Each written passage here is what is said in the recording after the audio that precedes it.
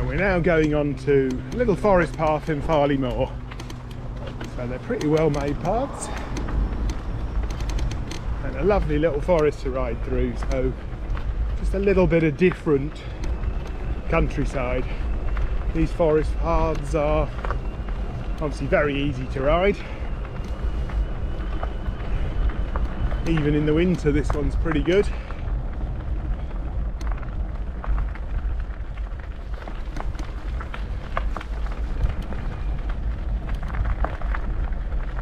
Got different routes we can take.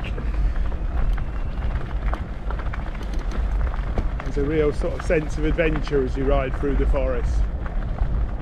So it gives you a real different feel to other parts of the ride. Now you're completely off-road, riding through a forest.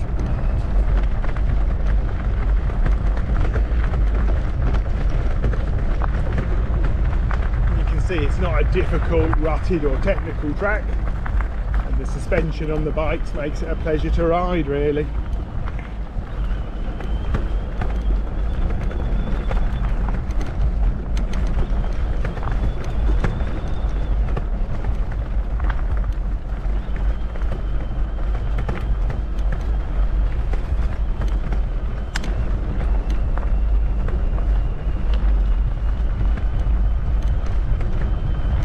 It's not a busy area because it's off the beaten track, which is another advantage of your sort of e-bike tourism.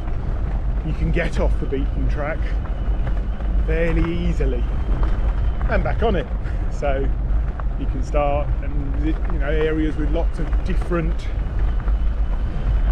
attributes. I mean, I do like these forest paths. They're fun to ride, interesting. I don't know I'd want to do a full tour just on forest paths, you know, so it allows me to break it up. And I guess we often talk about that's one of the beauties of the Peak District, is you've got so many different terrains in such a small area. You know, whilst other areas tend to have only the same sort of terrains.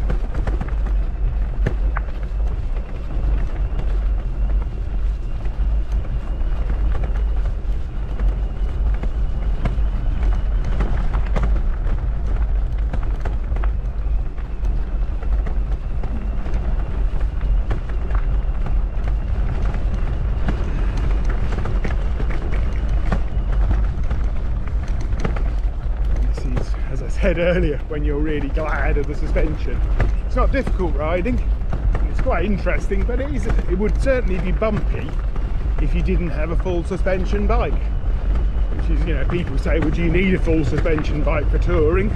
Well, not on the roads, but obviously when you've got a combination of roads and trails, which is what we always try and do, although we have got some roads only and trails only tracks as well, but it's nice to have a bike that can cope with both and not need to compromise, which is the beauty of the crossover stroke hybrid bikes, although today I am riding a hybrid trike.